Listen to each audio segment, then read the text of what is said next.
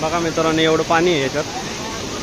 तर एवढ्या पाण्यात जर जायचं असेल तर आपल्याला ही काठी पाहिजे. अशी ही काठी काय करायची मला सांगतो.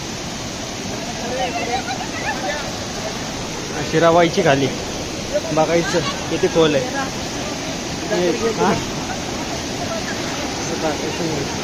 असं असं टाकायचं.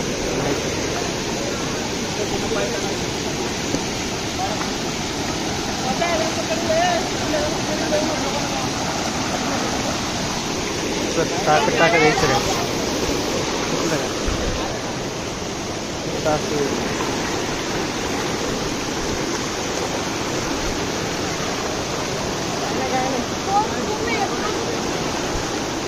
पाण्यावरती डिपेंड आहे. काय बघू शकता तुम्ही, असं पाणी आहे. पाण्याचा वेग जरा जास्तच आहे.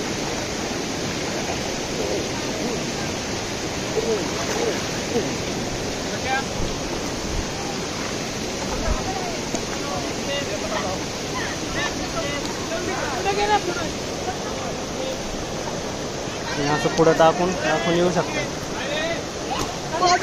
एक मिनिट.